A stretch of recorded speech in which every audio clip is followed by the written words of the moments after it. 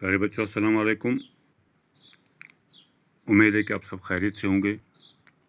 تو آج ہم پڑھیں گے چند خلاباز خواتین، یعنی کہ وہ خواتین جنہوں نے خلاباز میں اڑان کی ہے. آپ پڑھیں. چاند پر قدم رکھنے کے بعد انسان نے خلاؤں میں بھی پرواز شروع کر دی ہے. خلا کہتے ہیں جہاں ہوا بھی نہ ہو. یہ انسانی ترقی کا ایک بہت بڑا قدم ہے. ہم کائنات کے ایک چھوٹے سے سیارے یعنی زمین پر رہتے ہیں.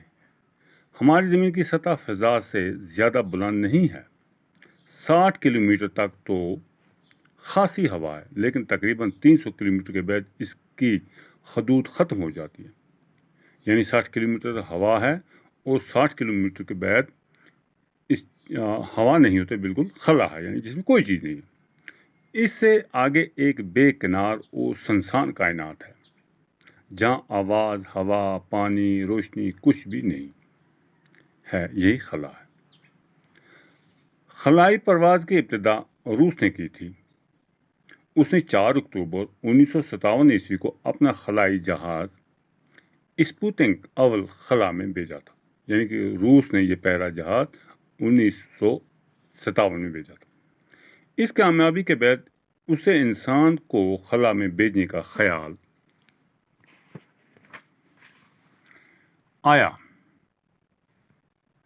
چنانچہ روس نے ہی اپنے دوسرے خلائی جہاز اسپوتنک دوم کے ذریعے لائکا نام کی ایک کتیا کو خلا میں بھیجا. یعنی کہ اس کو آدمی کو نہیں بھیجے جاتے تھے، کتیا ایک بھیجی اس نے. اس کے بعد امریکہ نے باری باری سے 2 کتے اور 2 بندر بھیجے. یہ دراصل انسان کی خلا میں بھیجنے کی تیاری تھی. سب سے پہلے جو انسان خلائی سفر پر گیا وہ روسی خلاباز یوری گگارین تھا.